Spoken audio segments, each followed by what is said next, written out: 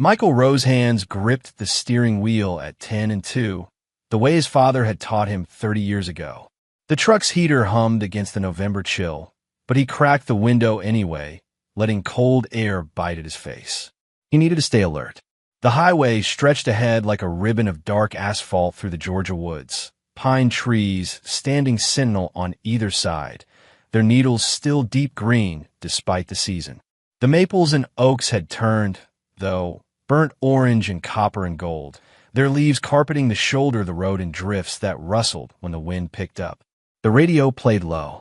Some old Johnny Cash song about trains and leaving and coming home again.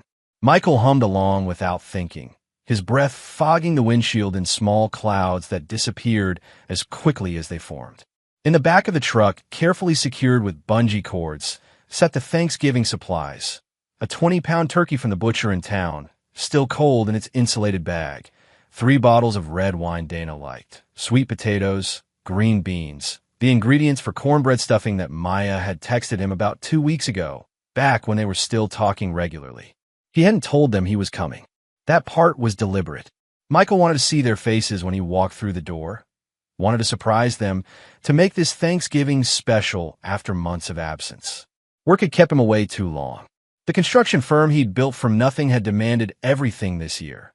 12-hour days, emergency calls at midnight, projects that couldn't wait, crews that needed managing.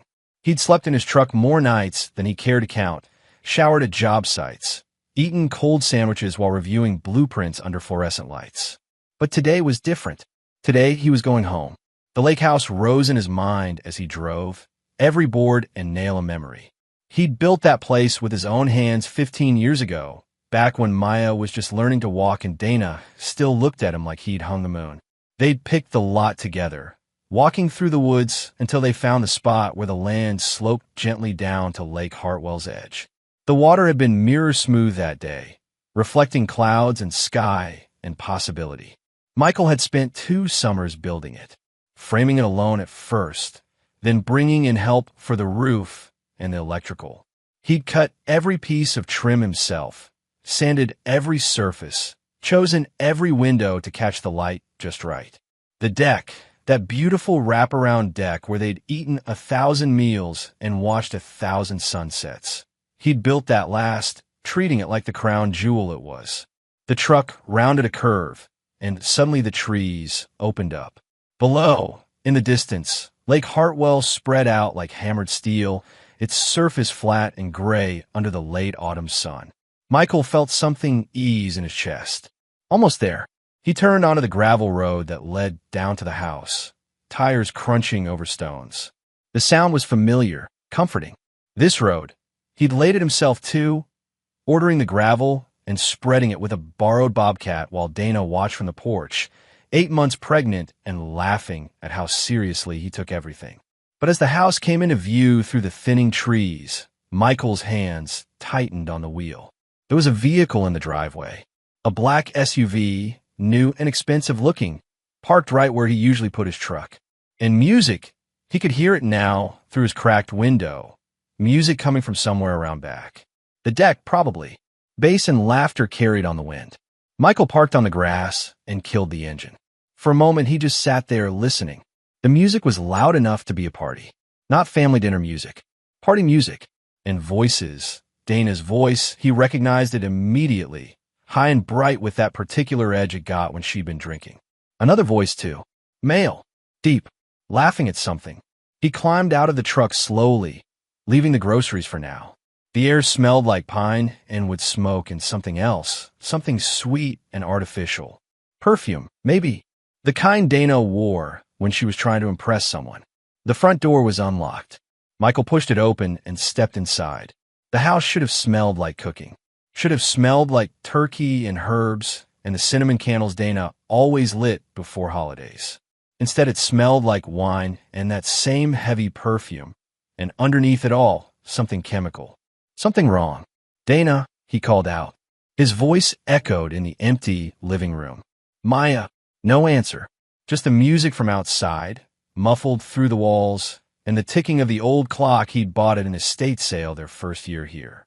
Michael moved through the house with a strange feeling growing in his gut. something cold and heavy like swallowing stones. The kitchen was clean, too clean, nothing cooking, no preparation for dinner. A wine bottle stood on the counter, empty. Another one sat beside it, half gone. Lipstick marked the rim of a glass in the sink.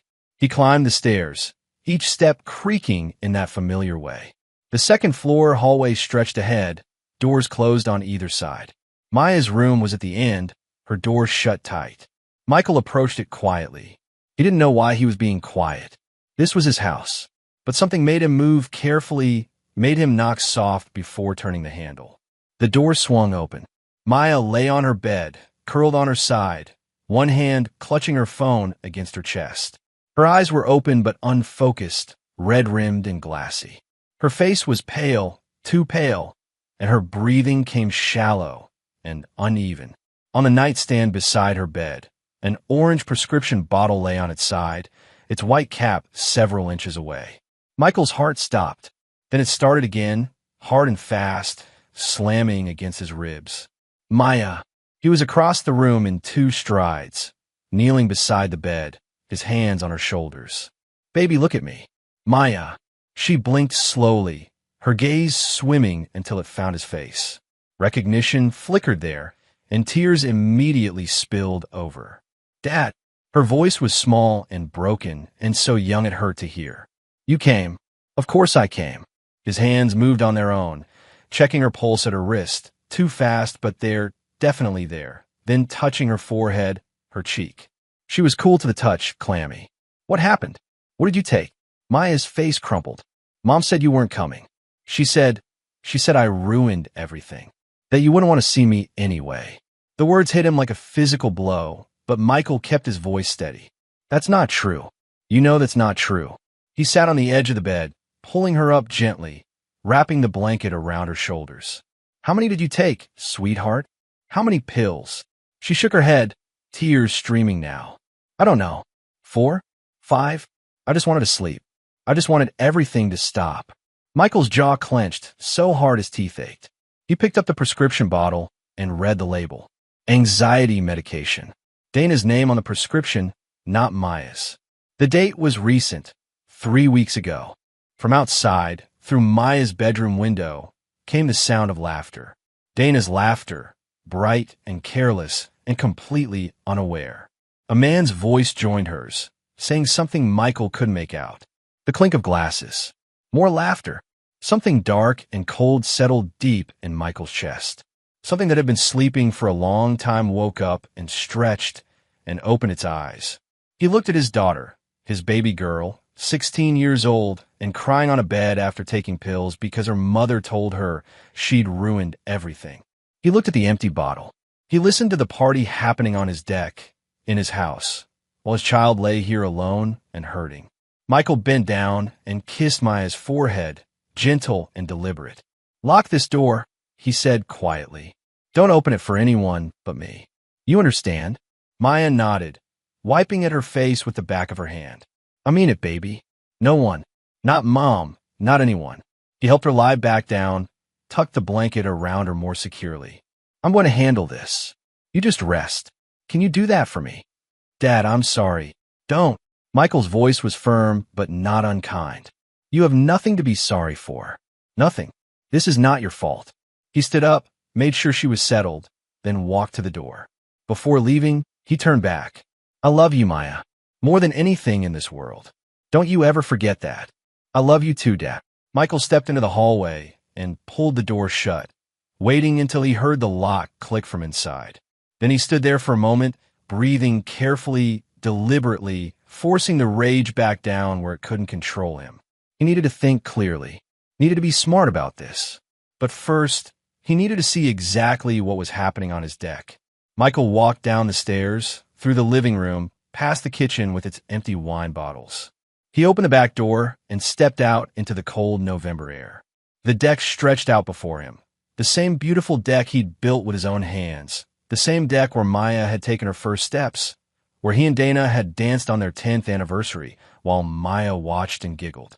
The same deck where he'd planned to serve Thanksgiving dinner today, his family together again after too long apart. Dana stood near the railing, her back to the house. She wore a red sweater. New. He'd never seen it before. Fitted and expensive looking. Her blonde hair caught the late afternoon sun, making it shine like honey.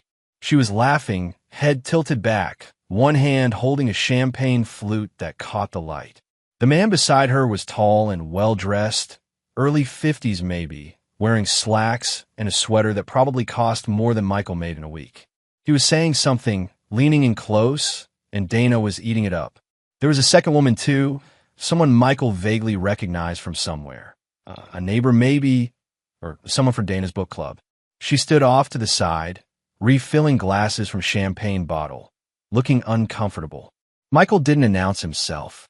He just walked forward, his boots loud on the wooden planks. One step, two, three.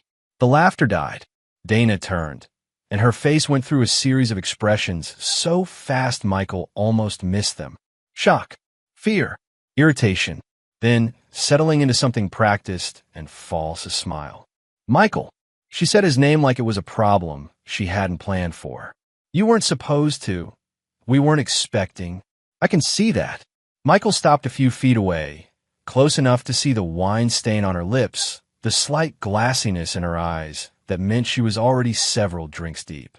He looked at the man. Who are you? The man straightened, offering a hand that Michael didn't take. Cliff Tanner, a friend of Dana's. A friend.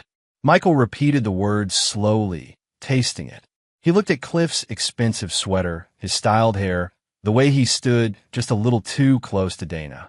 Nice to meet you, Cliff. You're standing on my deck. Cliff's hand dropped. The neighbor woman muttered something about needing to check on something inside and scurried past Michael, disappearing through the back door. Smart woman. Dana's face tightened. She set her champagne glass down on the deck railing with a sharp clink. Don't be like that, Michael. Cliff and I were just having a drink. It's Thanksgiving. People have company on Thanksgiving. People cook dinner on Thanksgiving. Michael's voice was quiet, level, but something in it made Cliff take a small step back. People spend time with their family, their children. He looked at Dana. Where's Maya? Something flickered in Dana's eyes. She's upstairs. Sleeping. Sleeping. Michael nodded slowly. That's one way to put it. Dana's jaw tightened. What's that supposed to mean? Michael looked at her, really looked at her, at the carefully styled hair and the new clothes and the champagne and the way she held herself like someone who'd been planning this moment, this afternoon, this party with her friend Cliff. He looked at all of that and felt something inside him go very cold and very still. Go inside, he said quietly. Both of you. We're done pretending. Dana crossed her arms. Excuse me. You heard me. Michael's voice didn't rise. Didn't need to. This party's over. Cliff, I think it's time you left. Cliff glanced at Dana, uncertain. She gave him a small nod, her face tight with barely contained anger. I'll call you later, she said. Sure. Cliff grabbed his jacket from one of the deck chairs and edged past Michael, not quite meeting his eyes. Nice meeting you. Michael didn't respond. He just watched Cliff walk around the side of the house, heard his SUV start up a minute later, listened to the gravel crunch under tires as he drove away. The music was still playing, some pop song Michael didn't recognize. He walked over and turned it off. The sudden silence felt heavy. Dana hadn't moved. She stood by the railing, arms still crossed, staring at him with a mixture of defiance and something else. Something guilty. What did you say to Maya? Michael asked. What are you talking about? What did you say to our daughter that made her take a handful of your anxiety medication? Dana's face went pale. She what? That's ridiculous. Maya's fine. She's just being dramatic. She's been acting out for months. You'd know that if you were ever here. Don't. Michael cut her off, his voice sharp as a blade. Don't you dare try to turn this around. I asked you a question. What did you say to her? Dana's mouth opened and closed. Then her expression hardened. I told her the truth. That you never hear. That you care more about your precious work than your family. That we were making plans without you, because clearly you've made plans without us. Plans. Michael's hands curled into fists at his sides. What kind of plans? That's none of your business. None of my. Michael stopped himself, breathing carefully. This is my house, Dana. My house that I built. My daughter upstairs who just tried to hurt herself. Everything happening here is my business.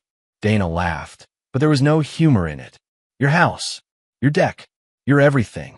You know what your problem is, Michael? You think because you built something, you own it forever. You think because you put up some walls and laid some boards, nothing can ever change. Get inside, Michael said quietly. Now. For a moment, Dana looked like she might argue, but something in his face must have convinced her otherwise.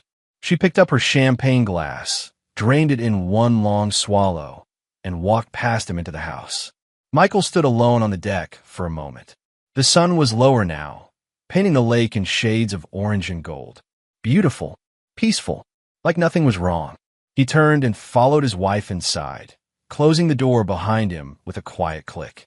Inside, the house felt smaller than it had that morning. Michael stood in the living room, watching Dana pace near the fireplace. She'd wrapped her arms around herself, defensive and tight.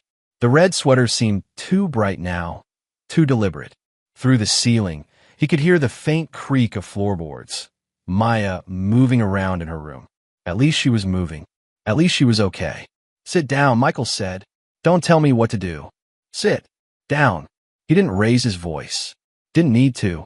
Something in his tone made Dana's eyes flash. But she sat on the edge of the couch, perched like she might bolt at any second. Michael crossed to the fireplace. The photos on the mantel stared back at him. Maya at 5 years old, missing her front teeth, holding up a fish they'd caught together. Dana and Michael on their wedding day, young and stupid and in love. Another of all three of them last Christmas. Fake smiles that he hadn't questioned at the time. He picked up the Christmas photo, studied it. When did this stop being real? Dana didn't answer right away. When she did, her voice was tired. I don't know, Michael. Maybe around the time you stopped coming home. Maybe before that. I was working, providing, building something for us. For us. Dana laughed, sharp and bitter. You were building something for you. You and your ego and your need to prove you could do it all yourself. When was the last time you asked what I wanted? What Maya wanted? Michael set the photo down carefully. What does Maya want? It doesn't matter now. It matters to me. He turned to face her. My daughter's upstairs in bed because she swallowed a handful of pills. That matters to me. So tell me, what did you say to her? Dana's jaw worked. We were talking about the house.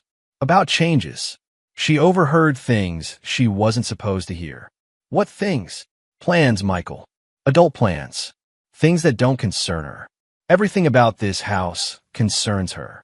She grew up here. Michael moved closer, his shadow falling across where Dana sat. What plans? Dana stood up abruptly, moving to the window. She stared out at the deck, at the lake beyond. Cliff is a real estate developer. He's been helping me with some decisions. Decisions about what? About my future. Our future. About what happens when a marriage falls apart, and someone has to do something about it. The words hung in the air. Michael stood very still, processing them. Say that again. Dana turned to face him. You heard me. This hasn't been working for a long time. We both know it. You're never here. And when you are here, you're somewhere else in your head. I'm tired of being alone. I'm tired of raising Maya by myself. I'm tired of everything. So you brought Cliff here, to our house. On Thanksgiving, I brought a friend here for a drink. You're the one making it into something. Michael shook his head slowly. No, you don't bring a friend for champagne on the deck while your daughter is upstairs overdosing on medication. You don't do that unless you've already decided how this ends. Dana's face flushed. Don't be dramatic. Maya's fine. She took a few pills to get attention. She's been doing things like this for months, acting out, failing classes, lying about where she goes. She's trouble, Michael. She needs help. But every time I try to talk to you about it, you're too busy or too tired or too something. Stop talking about her like that. Michael's voice went cold. Stop making this her fault. She's 16 years old. She's watching her family fall apart. Of course she's struggling. And whose fault is that? Who's the one who disappeared this year? I was working. You were hiding. Dana's voice rose. You were hiding behind your work because it's easier than being here, dealing with real life, dealing with a daughter who needs you and a wife who's been drowning for months. Michael opened his mouth to respond, then closed it, because part of him, a small, honest part, knew she wasn't completely wrong. He had buried himself in work, had taken every extra job, every emergency call, every excuse to stay away. But not because he didn't care. Because he did. Because watching his marriage crumble and not knowing how to fix it was harder than mixing concrete and reading blueprints. But that didn't excuse what he'd found today. Didn't excuse pills on a nightstand or champagne on the deck or the way Dana was looking at him now, like he was an obstacle instead of a partner. "I need to check on Maya," he said. "She's fine. I'm checking anyway." Michael headed for the stairs, but Dana's voice stopped him. "Michael." He turned. Dana looked smaller suddenly, wrapped in that red sweater, standing in their living room like a stranger. "This isn't working anymore. We both know it. Maybe it's time to stop pretending and figure out what comes next." Michael studied her face, searched for some sign of the woman he'd married, the woman who'd held his hand while he poured the foundation for this house, who'd kissed him under the stars from that very deck. But all he saw was distance. "What comes next?" he said slowly. "Depends on what you've already done." Something flickered in Dana's eyes. "Fear, maybe. Or guilt. What's that supposed to mean?" Michael didn't answer. He just turned and climbed the stairs, each step deliberate. His mind was racing now, pieces clicking together. The expensive SUV in the driveway. Cliff Tanner, real estate developer. Dana talking about decisions and changes in futures. At Maya's door, he knocked softly. "Baby, it's me." The lock clicked, and the door opened a crack. Maya's face appeared, puffy and red, but more alert than before. "Is she gone?" "No, but I need to check on you." "Can I come in?" Maya stepped back, and Michael entered her room, closing the door behind him. She'd been crying. That much was obvious, but the glassiness in her eyes had faded. She was more present now, more herself. Michael sat on the edge of her bed. "How are you feeling?" "Stupid." Maya wrapped her arms around herself. "Really stupid." "You're not stupid. You're hurt. There's a difference." He paused. "I need you to tell me something, and I need you to be honest. What exactly did you overhear?" "When Mom was talking to Cliff." Maya's face crumpled again, fresh tears spilling over. "They were talking about selling the house. About moving somewhere else. Mom said you wouldn't care, that you'd probably find someone new anyway and forget about us. She said I was making things harder, that if I could just be normal for 5 minutes, maybe everything would work out." Michael felt that cold thing in his chest expand, spreading through his ribs like ice. "She said that. She didn't know I could hear her. They were on the deck, and I had my window open." Maya wiped at her face. "I confronted her about it, asked if it was true, and she got so angry. Started yelling about how I ruin everything, how I'm always in the way, how she can't have one nice thing without me, making it complicated. And that's when you took the pills." Maya nodded, ashamed. "I just wanted to sleep. Just wanted everything to stop spinning for a while. I wasn't trying to. I didn't mean to scare anyone." Michael pulled her into a hug, holding her tight. "I know, baby. I know. But you can't do that again. Ever. You hear me? No matter what's happening, no matter what anyone says, you come to me first. Always." "You're never here," Maya whispered against his shoulder. "I'm here now, and I'm not leaving again." Michael pulled back, looking her in the eye. "That's a promise. Things are going to change starting today. What are you going to do?" Michael stood up, his jaw set. "I'm going to fix this, but I need you to stay in this room, door locked, until I come back. Can you do that?" Maya nodded, though she looked uncertain. "Dad, are you and Mom getting divorced?" Michael paused at the door. "I don't know yet, sweetheart. But whatever happens, you and me, we're solid. That never changes."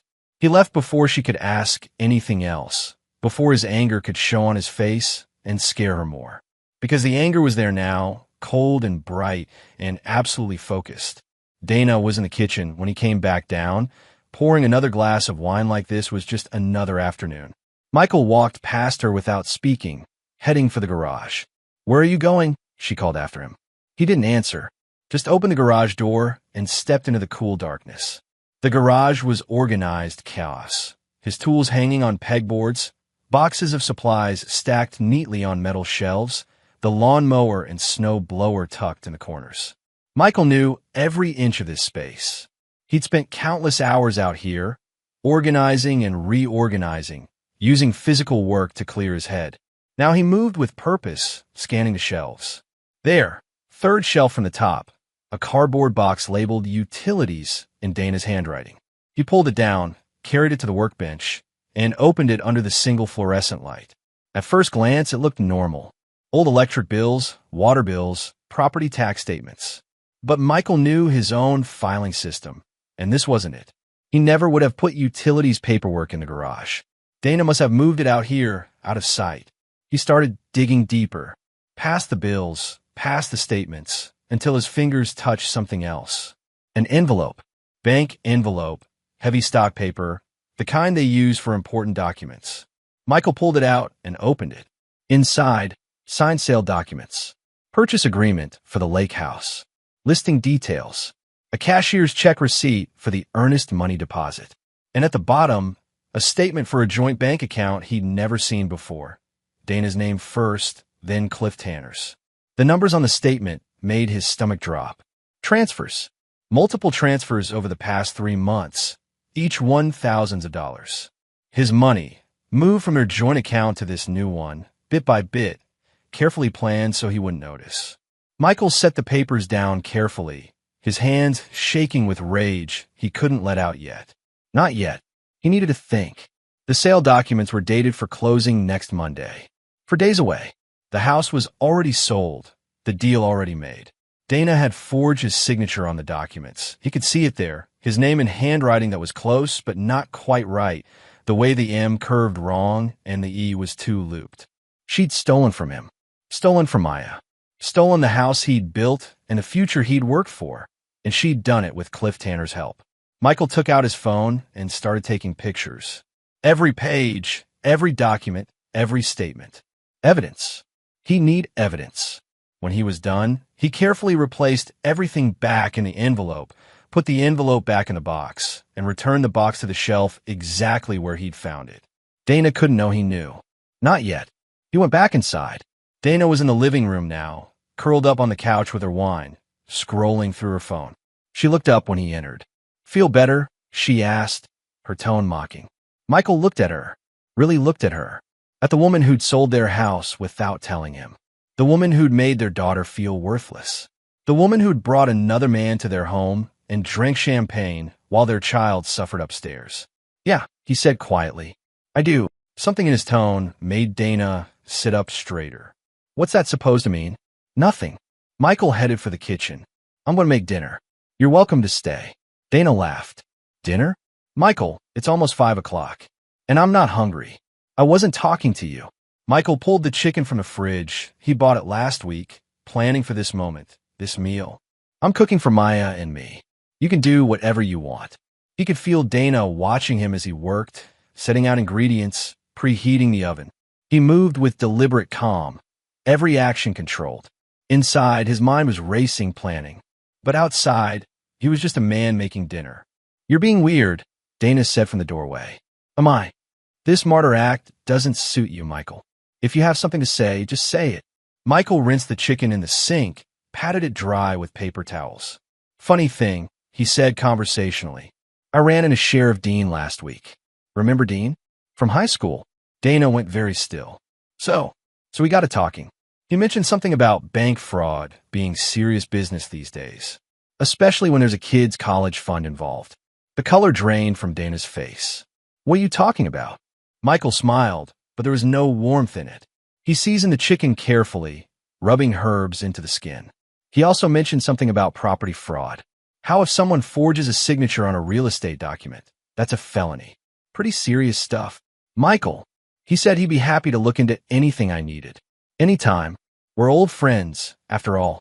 Michael slid the chicken into the oven and set the timer. Then he turned to face her. "Isn't that nice? Having friends in useful places." Dana's wine glass trembled in her hand. "You don't know what you're talking about." "Don't I?" Michael leaned against the counter, arms crossed. "See, I think I do. I think you've been making plans behind my back. I think those plans involve my house and my money and probably that friend Cliff. I think you thought I'd never notice, or maybe you didn't care if I did because you'd be long gone before I figured out. You're being paranoid." "Am I?" "Then you won't mind if Dean stops by tomorrow to clear things up." Dana's face went from pale to red, anger replacing fear. "You're threatening me?" I'm protecting my daughter. There's a difference. Your daughter? She's my daughter too. Then maybe you should act like it. Michael's voice was quiet, dangerous. Maybe you should think about what she needs instead of what you want. Dana slammed her wine glass down on the counter, red liquid sloshing over the sides. You have no idea what I've been through. No idea what it's like to be here alone, day after day, dealing with everything while you play hero at your construction sites. You don't get to come back here after months of nothing and judge me. You're right, Michael said. I don't get to judge you, but the law does. And funny thing about forged documents, they're pretty easy to prove. You're bluffing. Maybe. Or maybe I spent the last 20 minutes in the garage finding all the evidence I'd need. Guess you'll find out soon enough. Dana's eyes went wide. You went through my things? My garage. My things. Remember? Michael pushed off from the counter, moving closer. You keep saying what's yours and what's mine. Well, here's what's mine. This house I built with my own hands. This property I paid for. This daughter I love more than anything in the world. And here's what's not yours anymore. The right to destroy any of it. I'll call Cliff. He's a lawyer. Hill. He's a real estate developer, Dana. Not a defense attorney. And I doubt he'll want anything to do with you once fraud charges start flying around. Michael tilted his head. But hey, give a shot. Call him. See if he picks up. Dana grabbed her phone, fingers shaking as she pulled up Cliff's number. She hit call and put it on speaker. It rang once, twice, 3 times. You've reached Cliff Tanner. Please leave a message. Dana hung up, her face crumbling. She tried again. Same result. Michael watched her with that same cold calm. Looks like Cliff's done playing. Funny how that works. When things get real, people disappear. Shut up, Dana whispered. You want it honest? Here's honest. You're leaving tonight. Taking whatever's yours, really yours, and getting out. Maya and I will stay here. In our house. The one that's not sold anymore, because I'm killing that deal first thing in the morning. You can't. I can. I will. And if you fight me on this, I'll make sure every person in this county knows what you try to do. Every friend, every neighbor, every business owner you've ever smiled at. I'll make sure they know you stole from your daughter's future. How do you think that'll play? Dana's hands shook so badly, she had to set her phone down. I hate you. Good. Gives you something to hold on to. Michael turned back to the stove, stirring the green beans he'd started. Dinner'll be ready in 20 minutes. You should probably start packing. Dana stood there for another moment, frozen between rage and fear. Then she turned and ran upstairs, her footsteps heavy and uneven. Michael stirred the beans slowly, methodically. His heart was pounding, adrenaline screaming through his veins, but his hands stayed steady. He learned a long time ago that the person who stays calm wins. The person who keeps their head while everyone else loses theirs gets to write the ending. And he was writing this ending very carefully. Upstairs, he could hear drawers slamming, closet doors banging. Dana throwing things into suitcases, probably. Good. Let her pack. Let her think about what she'd almost gotten away with and what she was losing now. Maya's door opened a crack. Dad! Michael looked up to see his daughter at the top of the stairs, pale but standing. You okay, baby? Is Mom leaving? Yeah, she is. Maya came down the stairs slowly, wrapped in a blanket like armor. For good. Michael set down the spoon and moved to meet her. I don't know yet, but right now, yeah, she's going to stay somewhere else for a while. Give us space to figure things out. Did I cause this? No. Michael cupped her face gently. No, sweetheart. You didn't cause any of this. Adults make their own choices. Mom made hers. I'm making mine. None of that is on you. Maya leaned into him, and Michael held her while upstairs the packing continued. After a moment, she pulled back. Can I help with dinner? Absolutely. Cornbread. A small smile. Cornbread. They worked together in the kitchen, mixing and pouring and talking about nothing important. School, friends, a movie Maya wanted to see. Normal things. Safe things. Michael let the normalcy wash over them both, creating a bubble of calm while the storm raged overhead. By the time Dana came down 20 minutes later, dragging 2 suitcases and a duffel bag, dinner was plated and ready. Michael and Maya sat at the table, eating in peaceful silence. Dana stopped in the doorway. This is what you want? To just sit here and pretend everything's fine. Michael cut into his chicken. We're having dinner. You're welcome to join us, or not. Your choice. My choice. Dana laughed bitterly. You're throwing me out of my own house, and you're pretending it's my choice? It stopped being your house when you sold it to someone else. Michael took a bite, chewed slowly. But hey, you'll probably like Cliff's place better anyway. Assuming he lets you stay.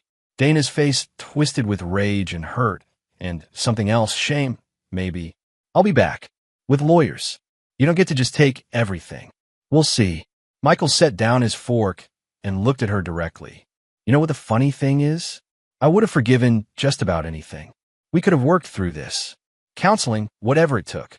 But you went after Maya. You made my daughter feel worthless. You made her think taking pills was better than living. His voice went very quiet. That's the thing I can't forgive. That's the thing that means you don't get another chance. Dana opened her mouth to respond, but nothing came out. She stood there, frozen, while Michael's words hung in the air between them. Finally, she grabbed her bags and walked to the door. She paused there, looking back. You'll regret this. Maybe, Michael said, but I doubt it. The door slammed behind her. A moment later, an engine started. Gravel crunched. Then silence. Maya let out a breath she'd been holding. She's really gone. Yeah, baby. She is. Are you okay? Michael looked at his daughter, his brave, hurting, beautiful daughter who'd almost slipped away from him today. I am now. Are you? Maya, consider this. I think so. Maybe not right now, but eventually. That's all we need. Eventually. Michael reached across the table and took her hand. We're going to be okay, Maya. Better than okay. I promise. They finished dinner together as the sun set over Lake Hartwell, painting the sky in shades of orange and purple and gold. Through the window, Michael could see the deck where just hours ago Dana had been drinking champagne with Cliff, where everything had been wrong and broken and about to explode. Now it was just a deck again, just wood and nails and a view of the water. His deck, his house, his daughter, his life to rebuild however he wanted. And he was going to rebuild it right this time.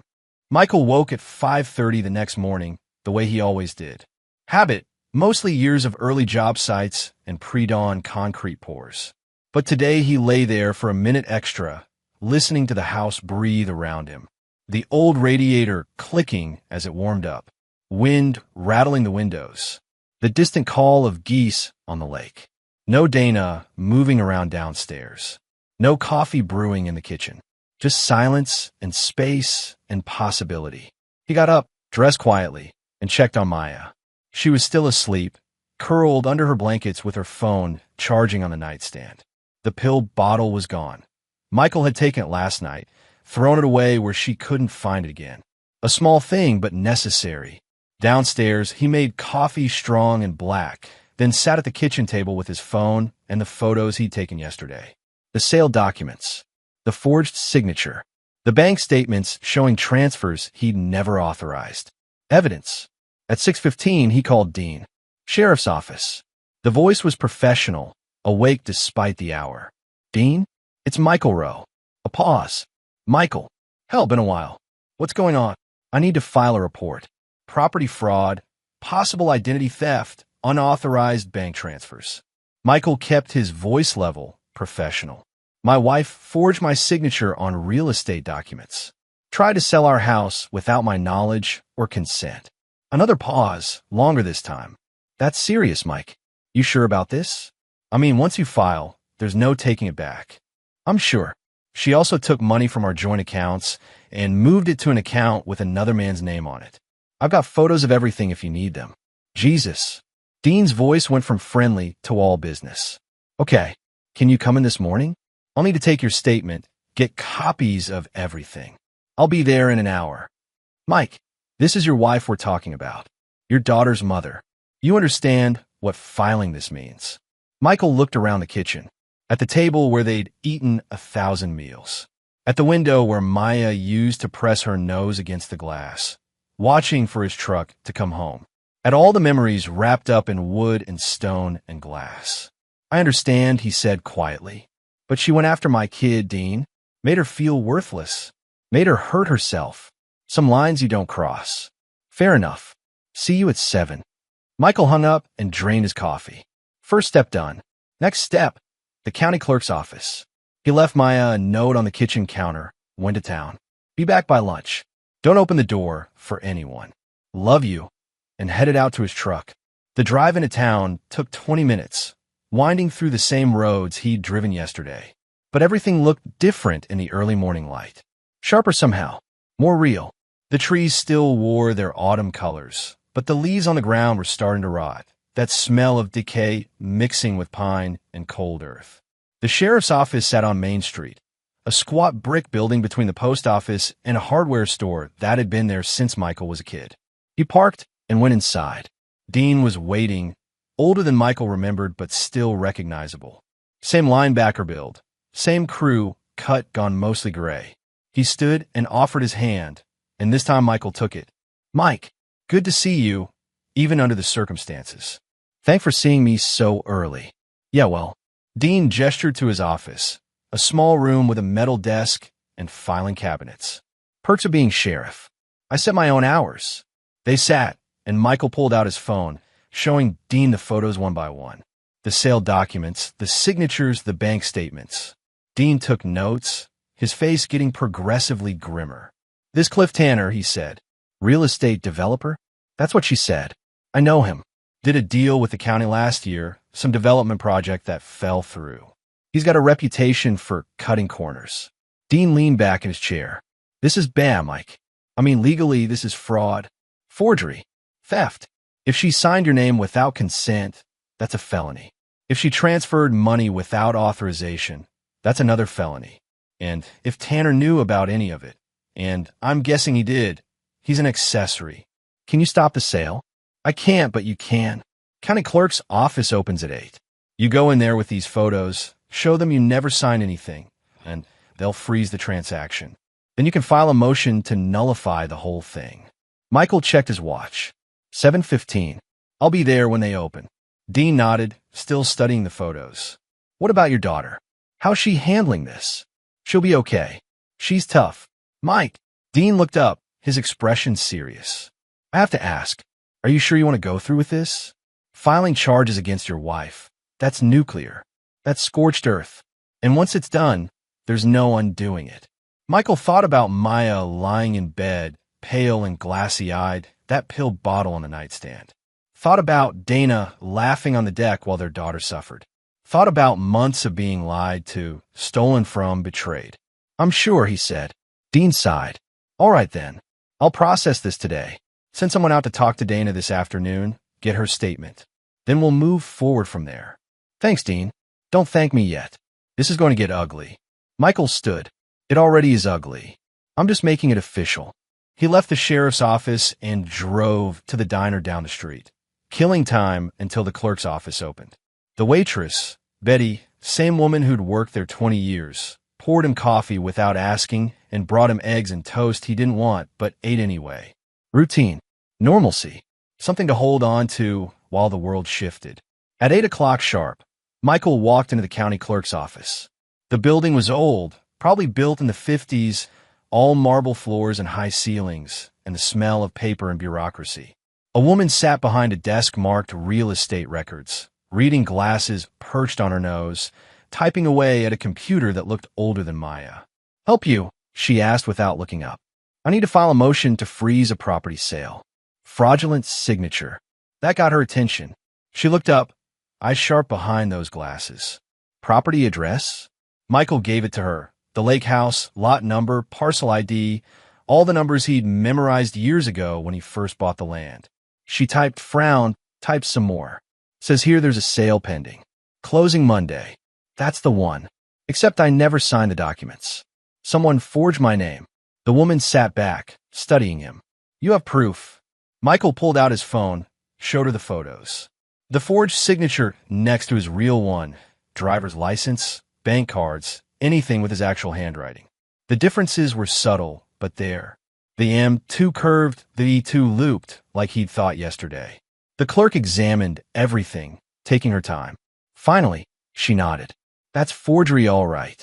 You'll need to file a formal motion, but I can freeze the transaction now based on this. Stop it from going through Monday. How long does that last? Until the court decides. Could be weeks, could be months. Depends on how contested it gets. She pulled out a form, started filling it in. You understand if you're lying about this, you can be charged too? Filing false claims is serious. I understand. I'm not lying. She nodded again, finishing the form. Sign here. And here. Initial here. Michael signed his real signature, careful and deliberate.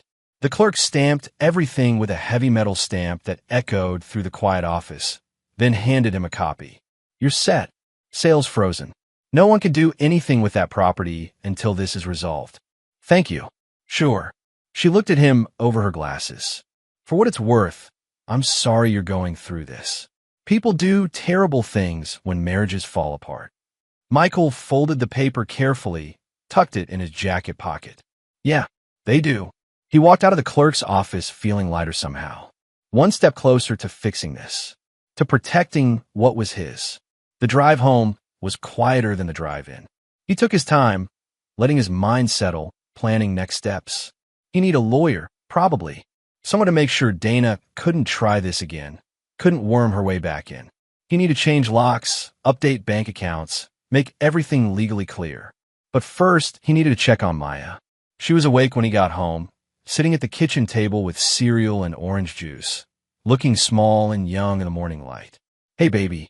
Michael hung up his jacket. How'd you sleep? Okay. Better than yesterday. She pushed her cereal around with her spoon. Where'd you go? Sheriff's office. County clerk. Taking care of some things. Maya looked up. Is Mom in trouble? Michael sat down across from her. Yeah, she is. She did something illegal, and there are consequences for that. Will she go to jail? I don't know. Maybe. Depends on a lot of things. Michael reached across the table, took her hand. What do you feel about that? Maya thought for a long moment. I don't know. She's my mom. But what she said yesterday, what she did, that wasn't okay. No, it wasn't. Does that make me a bad person? Not knowing how to feel? No, sweetheart. It makes you human. Michael squeezed her hand gently. You're allowed to love someone and still be hurt by them. You're allowed to want them in your life, but need distance from them too. Feelings are complicated. That's okay. Maya nodded, blinking back tears. I just wish things could go back to normal. They will. Just a different kind of normal. A better kind, I think. Michael stood up. I'm going to make us some breakfast. Real breakfast. You pick the music. She smiled a little. Country. Absolutely. They spent the rest of the morning together, cooking and cleaning and not talking about Dana or lawyers or what came next. Just existing in their house, their space, reclaiming it as theirs. Around 2 in the afternoon, a patrol car pulled into the driveway. Dean got out, accompanied by a younger deputy. Michael met them at the door. Mike, this is Deputy Collins. We need to go talk to Dana, get her statement. You happen to know where she's staying? Michael shook his head. She left last night. Didn't say where she was going. You got a number for her? Michael gave it to them, watched as Dean tried calling. It went straight to voicemail. All right, we'll track her down. Shouldn't be too hard. Dean glanced past Michael into the house. Your daughter doing okay? She will be. Good. We'll be in touch. Dean paused. Mike, for what it's worth, you're doing the right thing. I've seen cases like this before. When people cross certain lines, there's no going back. Better to cut clean than let it fester. Thanks, Dean. After they left, Michael went back inside. Maya was on the couch, reading a book, but not really reading, just staring at the pages. That was the sheriff, he said. I know. I saw. She closed the book. What happens now? Now we wait. They'll find Mom, talk to her, figure out what happens next legally. But as far as we're concerned, we just keep living. One day at a time. Maya nodded slowly. Can I ask you something? Anything. Are you sad? About Mom? Michael sat down beside her, thinking about how to answer honestly. I'm sad about what we were supposed to be, about the family I thought we had. But I'm not sad about this ending. Does that make sense? Yeah, I think so. They sat together in silence for a while, watching the light shift through the windows. Outside, the lake was calm, reflecting the gray sky like a mirror. That evening, Michael's phone rang. Unknown number. He answered anyway. Mr. Rowe? A woman's voice, professional and crisp. Speaking. This is Attorney Walsh from Davidson and Walsh. I represent Dana Rowe. I'm calling to inform you that my client wishes to contest the motion you filed this morning. Michael's jaw tightened. On what grounds? On the grounds that the property was jointly owned and my client had every right to initiate a sale. She claims you've been absent from the home for months and essentially abandoned your family. That's a lie. Be that as it may, Mr. Rowe will be fighting this, and will be seeking full custody of your daughter, citing your history of absence and your recent threats against my client. Michael went very still. Threats? My client claims you threatened her with violence, told her to leave the home or face consequences. That's intimidation, Mr. Rowe, and in a custody battle, that matters. I never threatened violence. I told her to leave because she forged documents and stole money. Your word against hers. We'll let the court decide. A pause. I'm obligated to inform you that we'll also be seeking a restraining order preventing you from contacting my client directly. All communication should go through this office from now on. Fine. Michael's voice was cold. You tell your client that I've got photos of every forged document, every fraudulent transfer, and a sheriff's report to back it up. You tell her if she wants to play this game, I'll bury her. Is that another threat, Mr. Rowe? It's a promise, counselor. Have a good evening. Michael hung up, his hand shaking with rage. Maya was watching him from the couch. What was that about? Your mom hired a lawyer. They're going to fight the sale freeze. Try to say I abandoned you too. Maya's face went pale. That's not true. I know, and we'll prove it. Michael sat down heavily. This is going to get worse before it gets better, baby. You understand that. Could she take me away? Make me live with her? Not if I can help it. But we might have to go to court. You might have to talk to a judge, tell them what happened. Maya wrapped her arms around herself. Will I have to see her? Maybe. I don't know. Michael moved to sit beside her, pulling her close. But I'll be there. Every step.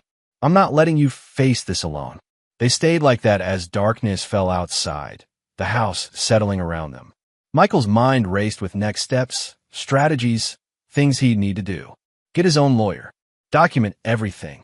Prepare for a custody fight he never wanted but would win if it killed him. Because Dana had crossed the line. And now she'd learn what happened when you came after a man's child.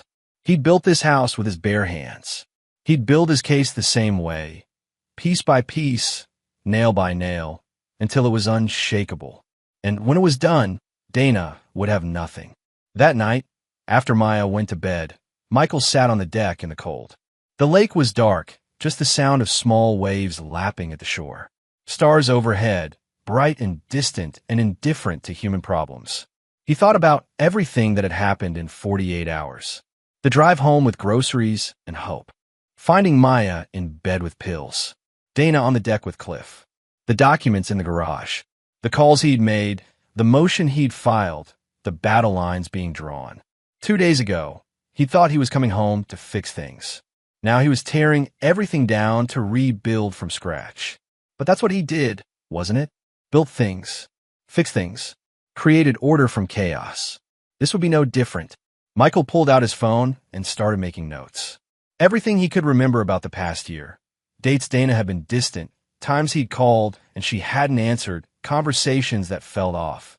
Evidence of her planning this long before yesterday. Evidence he'd need to protect Maya. He worked until midnight, fingers numb from the cold but mind sharp and focused.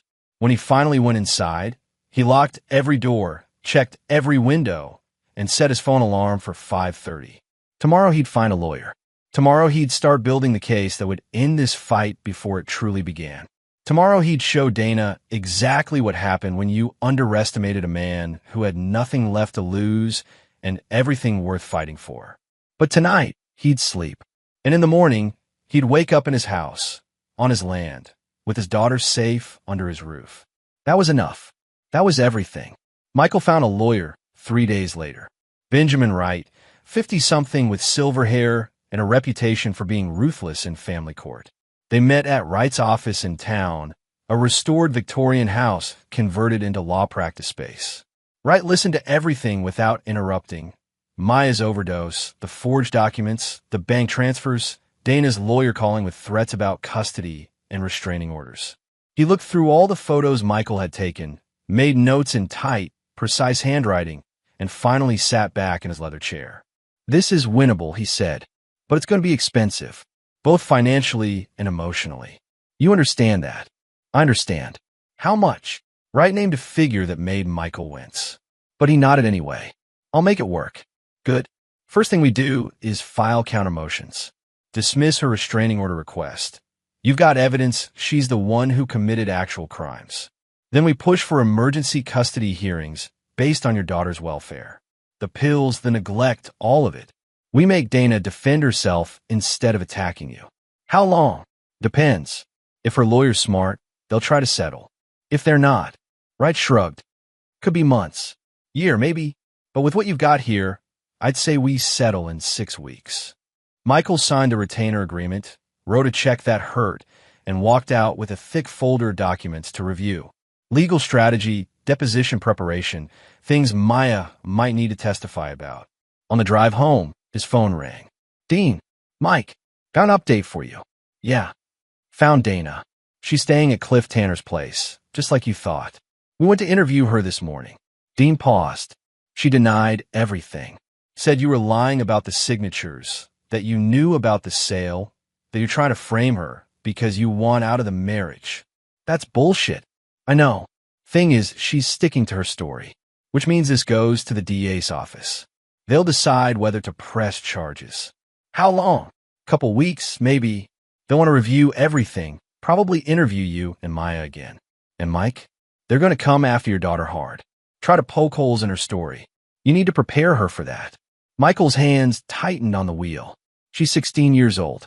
She tried to kill herself because her mother told her she was worthless.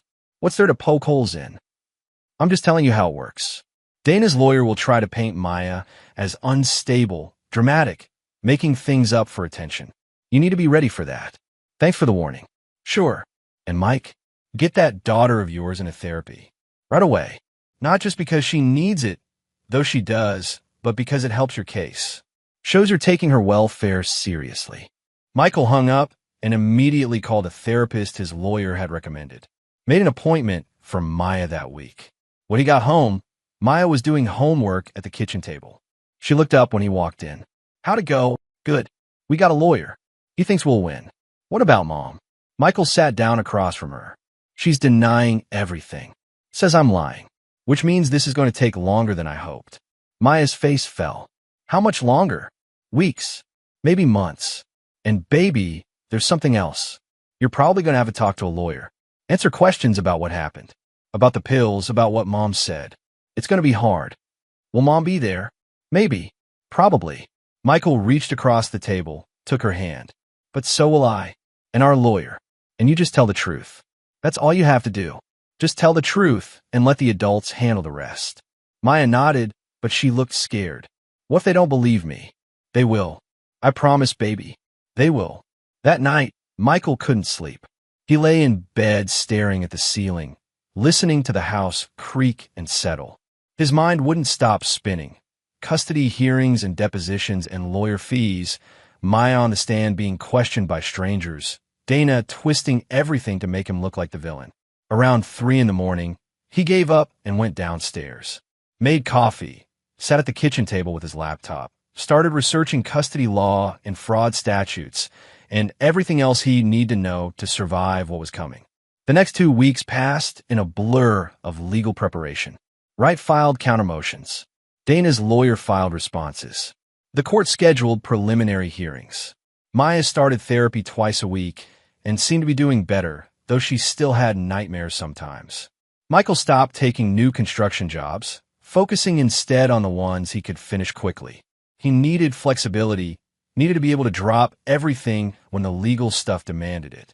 His bank account was hemorrhaging money, lawyer fees, therapy, catching up on bills he'd ignored while working so much, but he didn't care. This was more important than money. Dean called again a week before Thanksgiving with news. The DA was pressing charges. Fraud, forgery, theft. Dana would be arraigned in 10 days. "She's out on her own recognizance," Dean said. "But Mike, this is serious. If convicted, she's looking at felony charges. Prison time." Michael felt no satisfaction in hearing it. Just grim necessity. "What about Cliff?" Still investigating. Looks like he knew about the forged documents, but claims Dana told him you'd sign them. Harder to prove intent. We'll see. The arraignment happened on a cold Tuesday morning. Michael attended with Wright, sitting in the back of the courtroom while Dana stood before the judge. She looked smaller than he remembered, thinner, wearing a conservative gray suit that made her look like someone else. Her lawyer, Walsh, the one who'd called threatening custody battles, stood beside her, professional and cold. The judge read the charges. Dana pled not guilty. Bail was set. No cash required, but she couldn't leave the state. Trial date set for February, 3 months away. Michael watched her throughout, trying to feel something. Anger, maybe, or vindication. But all he felt was tired.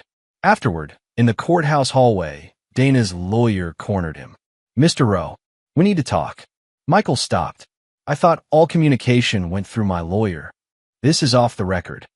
Walsh glanced around, lowered her voice. "My client is willing to settle.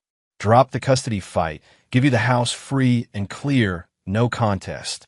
In exchange, you drop the criminal charges." Michael stared at her. "No. Excuse me. I said no. She committed crimes. There are consequences for that." Walsh's expression hardened. "You understand if this goes to trial, your daughter will have to testify. She'll be cross-examined. Her mental health history will become public record. Her suicide attempt." "Stop calling it that." Michael's voice went cold. "She took pills because her mother emotionally abused her. That's not a suicide attempt. That's survival gone wrong. The court may see it differently. And Mr. Rowe, if you force my client to trial, we will fight for custody with everything we have. We'll bring up your months of absence. We'll question your parenting. We'll make your daughter relive the worst day of her life in front of strangers. Do your worst." Michael stepped closer, and Walsh took an involuntary step back. "Because when this is done, when all the evidence is presented and all the lies are exposed, your client will have nothing.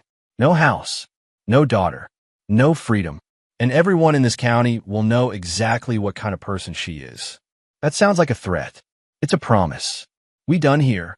Walsh's jaw tightened. "We'll see you in court, Mr. Rowe." Michael walked away, hands shaking with controlled rage. "I was waiting by the exit." "That was stupid," the lawyer said. "Maybe, but I meant every word." "I know. That's what worries me." Right side. "Look, Mike, I get it. But you need to think about your daughter. Is making a point worth putting her through a trial? It's not about making a point. It's about justice. Justice looks different when you're 16 and testifying in a courtroom full of strangers." Michael stopped walking. "What are you saying?" "I'm saying maybe we consider the settlement. Take the house, take custody, let Dana plead down to lesser charges with probation instead of prison time. Everyone walks away with something. She wins. Nobody wins in cases like this. But Maya suffers less. Isn't that worth considering?" Michael thought about it. About Maya on the stand, being questioned about pills and her mother's words and why she'd felt so desperate. About lawyers tearing apart her mental health, her school records, every mistake she'd made in 16 years of life. "I'll think about it," he said finally. That night, he talked to Maya, laid out the options honestly, settle and move on, or fight and risk everything. Maya listened carefully, then asked, "What do you want to do, Dad?" "I want to protect you. That's all I've ever wanted." "But what do you want?" Michael looked at his daughter, seeing not a 16-year-old anymore, but someone older. Someone who'd survived something terrible and come out stronger. Someone who deserved the truth. "I want her mother to face consequences for what she did. I want her to understand that actions matter. That you can't hurt people, especially your own child, and just walk away." Maya nodded slowly. "Then we fight. Baby, you understand what that means." "I understand. And I'm not scared anymore." She met his eyes, steady and sure. "She made me feel worthless, Dad. Made me take those pills. If testifying about that helps someone else's mom think twice before doing the same thing, then it's worth it." Michael pulled her into a hug, throat tight with emotion. "You're braver than I ever was. I learned from you." The next morning, Michael called Wright and told him, no settlement. They'd fight this all the way. Wright sighed, but didn't argue. "All right, then we go to war. I'll need to prep Maya more intensively. And Mike, Once we do this, there's no going back. I know. The weeks leading up to the trial were brutal. Depositions and prep sessions and endless meetings with lawyers.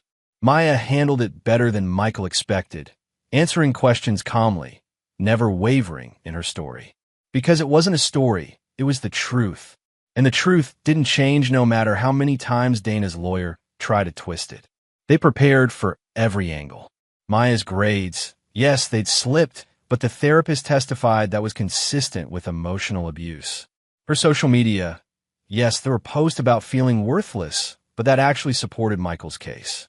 Her relationship with Dana, complicated, painful, but documented in text messages and therapy notes. Michael watched his daughter grow stronger through the process. Watch her take back power Dana had tried to steal. And when the trial finally started in February, 3 months after that terrible Thanksgiving, Michael sat in the courtroom and felt something close to pride. The trial lasted 4 days. Witnesses testified. Maya, Michael, Dean, the therapist, a bank examiner who confirmed the fraudulent transfers, a handwriting expert who proved the forged signatures. Dana's lawyer fought hard, but the evidence was overwhelming. On the 4th day, the jury deliberated for 3 hours. Guilty on all counts. Dana showed no emotion when the verdict was read. Just sat there, stiff and pale, while the judge scheduled sentencing for 2 weeks later. Outside the courtroom, Maya cried. Not from sadness, from relief. From the weight of finally being believed, finally being validated, finally being free. Michael held her while she cried, and for the first time in months, he felt something close to peace. Sentencing came on a gray Tuesday that felt appropriate somehow. The judge gave Dana 3 years, suspended to 18 months with 5 years probation. She'd served time, not as much as she could have, but enough. And when she got out, she'd be on supervised probation. Limited contact with Maya. No control over the house or the finances. She'd lost everything she'd tried to steal. 2 weeks later, Michael received a package in the mail. Official county documents, stamped and certified. The title deed to the lake house, now listing only his and Maya's names. The transfer had been expedited, a quiet favor from Dean's office, he suspected. The house was theirs. Completely, legally, permanently theirs. Michael sat on the deck that evening, watching the sun set over Lake Hartwell. The water was calm, reflecting orange and pink and gold. Maya sat beside him, wrapped in a blanket, peaceful in a way she hadn't been since before everything fell apart. "You okay?" he asked. "Yeah." She leaned against him. "I am. Are you?" Michael thought about the question, about Dana in prison and the house in his name and his daughter safe beside him, about justice served and battles won and futures rebuilt. "Yeah, baby. I am." They sat together as darkness fell, the lake glimmering under emerging stars. Inside, the house waited. His house, built with his own hands, saved by his own will, protected for the daughter who mattered more than anything in the world. Michael had never been a forgiving man, had never believed in second chances for people who proved they didn't deserve them.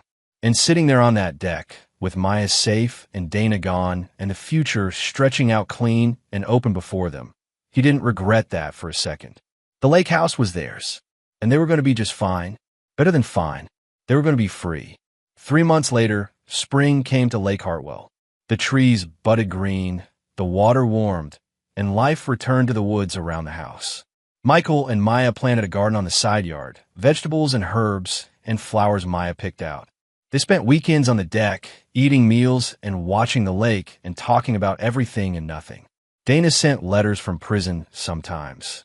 Maya read them but didn't respond. Michael burned them in the fireplace, watching the paper curl and blacken and turn to ash. He'd moved on. They both had. The house felt lighter now, cleaner, like something toxic had been scrubbed away, leaving only what mattered. On the anniversary of that terrible Thanksgiving, Michael and Maya cooked dinner together. Turkey and cornbread and all the things they'd missed the year before. They ate on the deck as the sun set, and when Maya raised her glass of apple cider and a toast, Michael raised his coffee to meet it. "To second chances," she said. "To fresh starts," Michael corrected gently. We didn't need a second chance, baby. We just needed the first one to ourselves. They clinked glasses and ate and watched the lake turn gold in the dying light. And Michael Rowe, who'd built this house with his own hands and defended it with everything he had, finally felt at home.